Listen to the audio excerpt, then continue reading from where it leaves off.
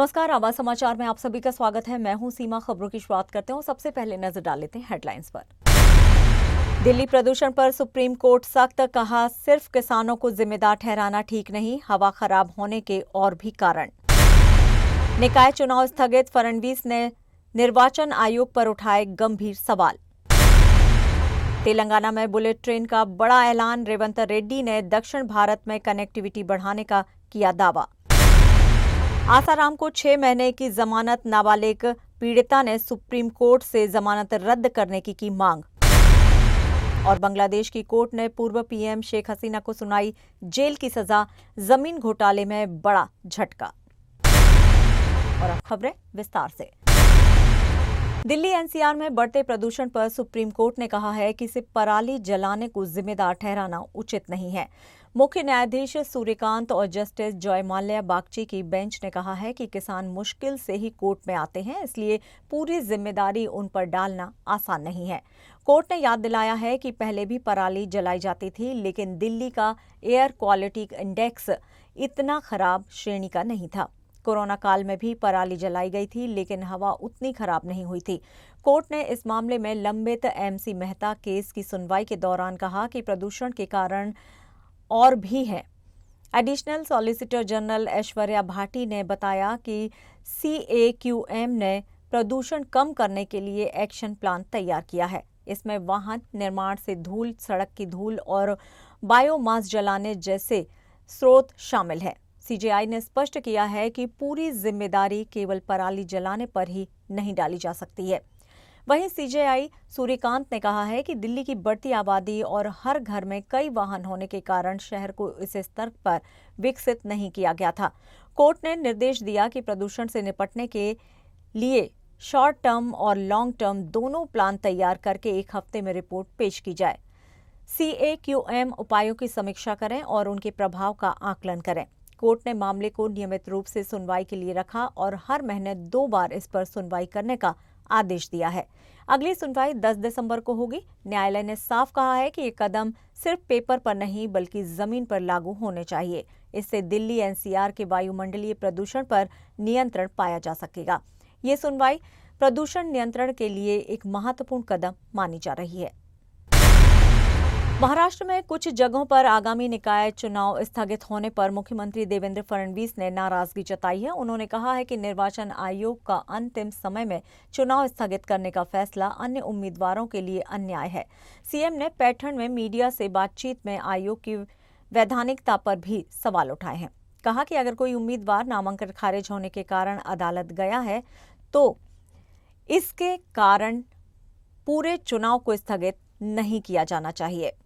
फडणवीस ने इस मामले को सीधे चुनाव आयोग के सामने उठाने की बात कही। डिप्टी सीएम एकनाथ शिंदे ने भी आयोग के फैसले की आलोचना की और कहा कि नामांकन प्रक्रिया पूरी होने के बाद चुनाव स्थगित करना सही नहीं है। उन्होंने इसे उम्मीदवारों के अधिकारों के उल्लंघन के रूप में बताया।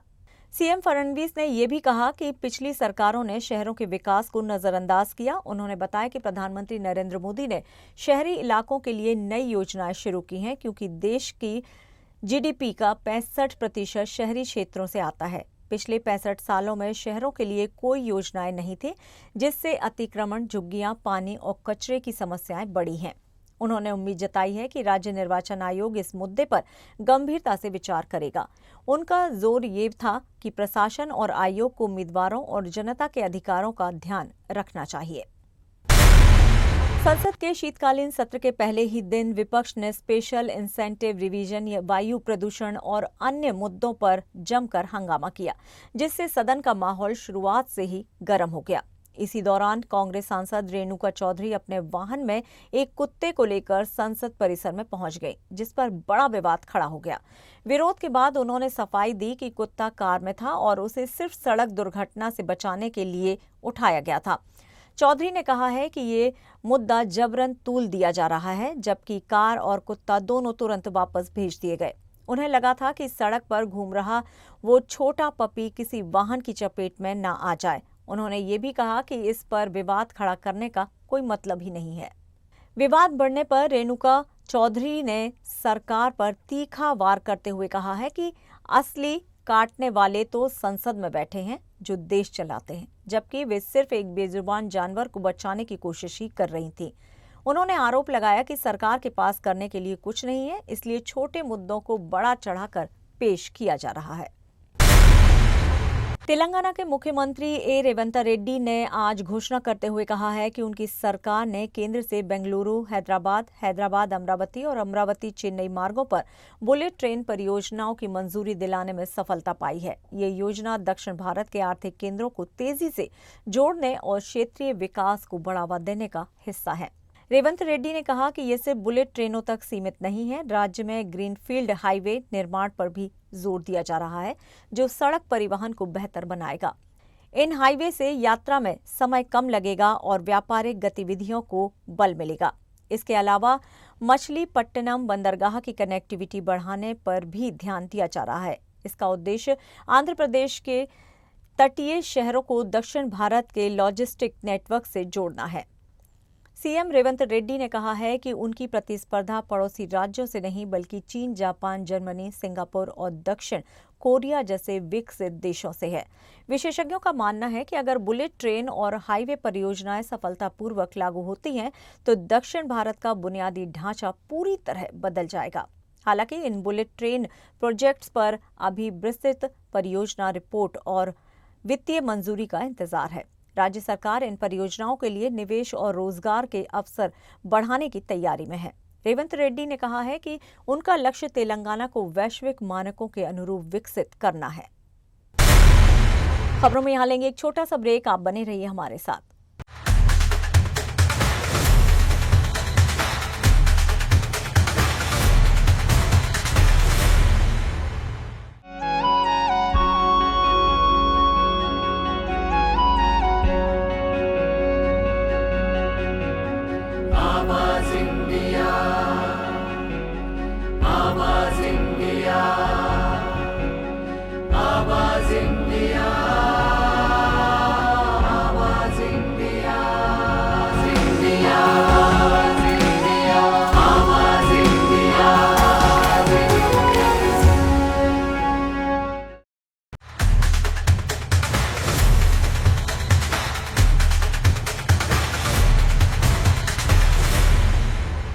ब्रेक के बाद एक बार फिर से आप सभी का स्वागत है। बढ़ते हैं अपनी अगली खबर की ओर।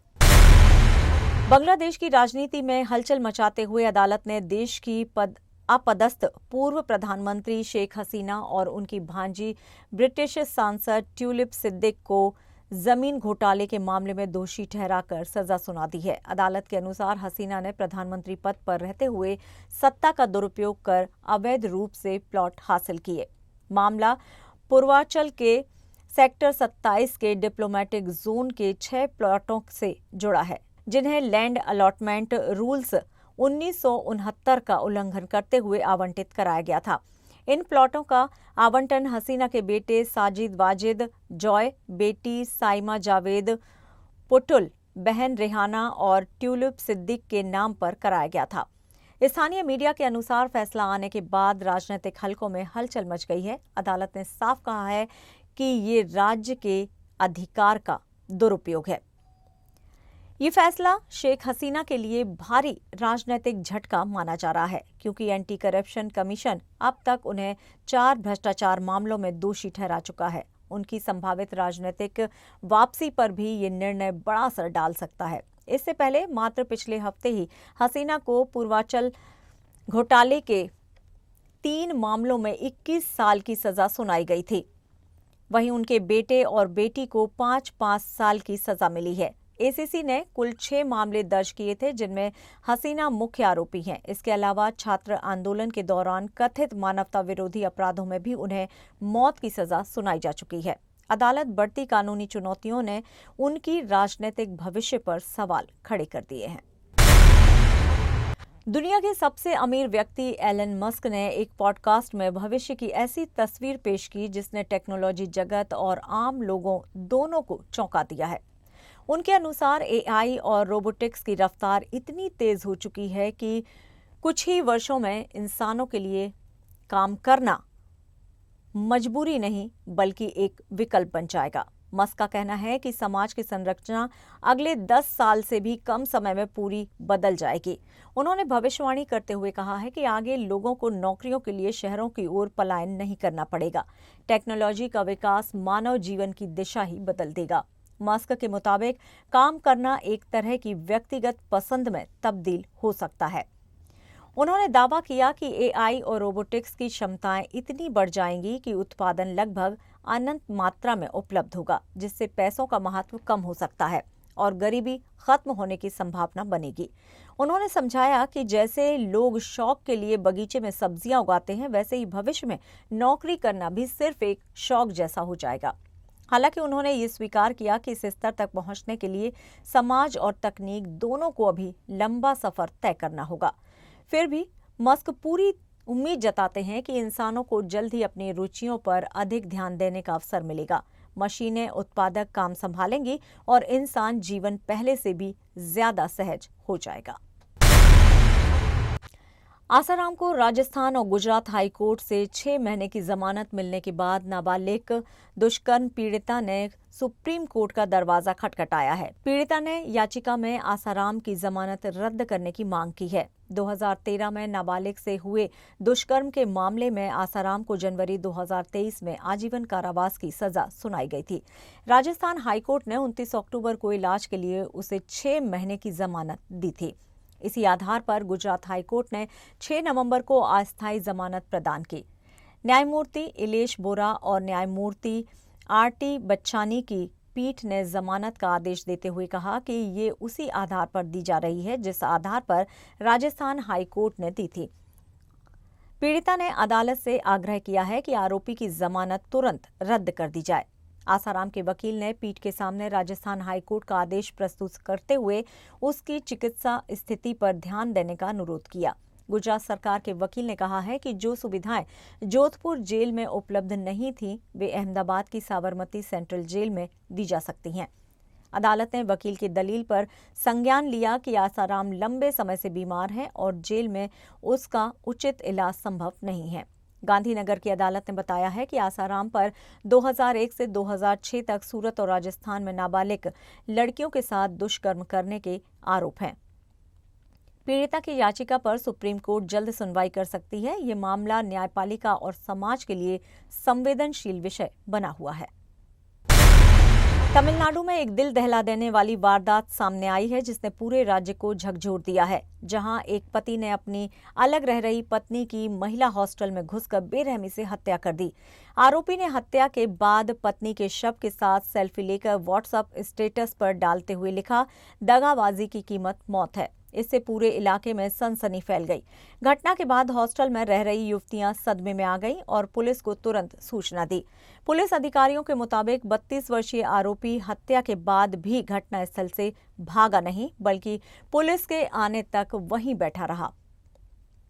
28 वर्षीय महिला कोयम्बतूर की एक निजी फर्म में काम करती थी और पति से अलगाव के चलते हॉस्टल में रहती थी। वो तिरुनेलवेली जिले के मेलापलायम में के पास थारुवई की रहने वाली थी। पुलिस जांच में सामने आया है कि आरोपी एस बालामुरुगन रविवार दोपहर पत्नी से मिलने के लिए हॉस्टल पहुंचा था। दोनों के बीच बातचीत के दौरान विवाद बढ़ गया और आरोपी ने गुस्से में दरांती से उसकी जान ले ली। हत्या के बाद भी आरोपी ने हैवानियत की हदें पार करते हुए सेल्फी लेकर सोशल मीडिया पर अपलोड कर अपनी पत्नी पर धोखा देने का आरोप लगाया।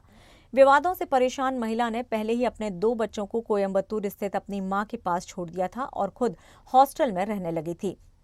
रथिनापुरी पुलिस ने हत्या का मामला दर्ज कर जांच शुरू कर दी है। घटना ने राजनीतिक हलकों में भी हलचल मचा दी है और विपक्ष ने महिला सुरक्षा पर गंभीर सवाल उठाए हैं।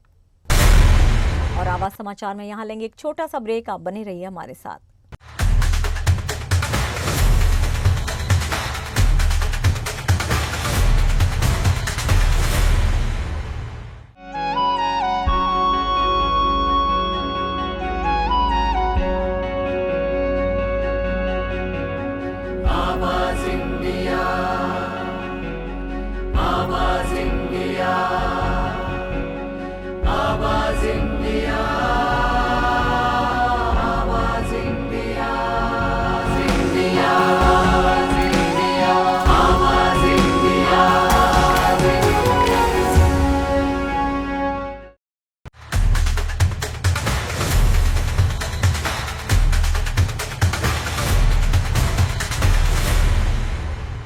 ब्रेक के बाद एक बार फिर से आप सभी का स्वागत है। बढ़ते हैं अपनी अगली खबर की ओर।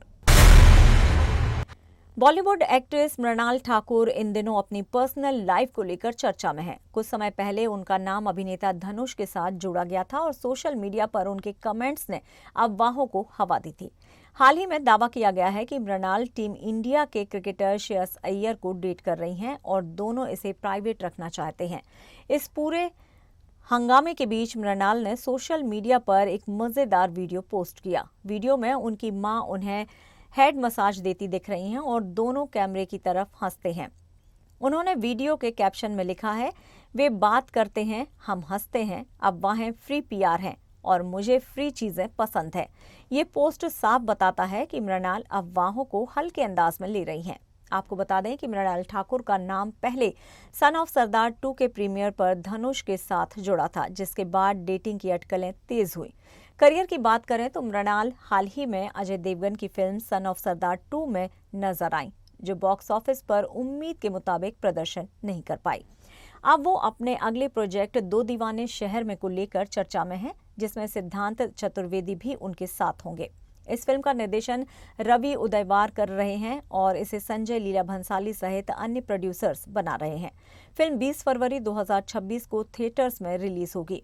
मृणाल ने अफवाहों और सोशल मीडिया चर्चाओं को मजाकिया अंदाज में लेते हुए अपने फैंस को भी हल्का पल दिया। उनके अंदाज से साफ है कि वे अपनी निजी जिंदगी को मीडिया ड्रामा से दूर रखना चाहती हैं।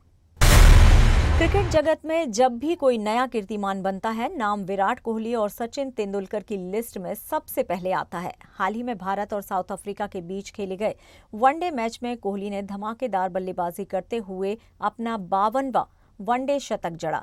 इस शतक के साथ ही वे एक ही फॉर्मेट में सबसे ज्यादा शतक लगाने वाले दुनिया के पहले बल्लेबाज बन गए हैं।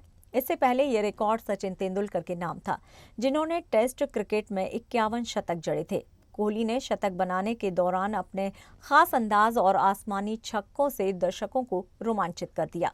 उनका ये शतक न केवल टीम को जीत दिलाने वाला था, बल्कि व्यक्तिगत रिकॉर्ड की भी शानदार उपलब्धि है। शतक लगाने के बाद विराट कोहली को प्लेयर ऑफ द मैच का अवार्ड भी मिला, जो उनके इंटरनेशनल करियर का 70वां अवार्ड है। सचिन तेंदुलकर इस श्रेणी में 76 बार अवार्ड जीत चुके हैं, इसलिए कोहली अब केवल 6 या 7 और बार ये पुरस्कार जीतकर सचिन को पीछे छोड़ सकते हैं। हालांकि कोहली अब केवल वनडे खेल रहे हैं और टेस्ट और टी20 इंटरनेशनल से रिटायर हैं। अगर वे 2027 तक वनडे खेलते रहे तो उनके पास रिकॉर्ड तोड़ने का पर्याप्त मौका रहेगा। इसके लिए उन्हें लगातार शानदार प्रदर्शन करना होगा। विराट का ये सफर साबित करता है कि उन्होंने सचिन जैसे महान बल्लेबाज की छाया में भी खुद की अलग पहचान बनाई है। और फिलहाल आवाज समाचार में इतना ही, लेकिन आप देखते रहिए आवाज इंडिया। नमस्कार।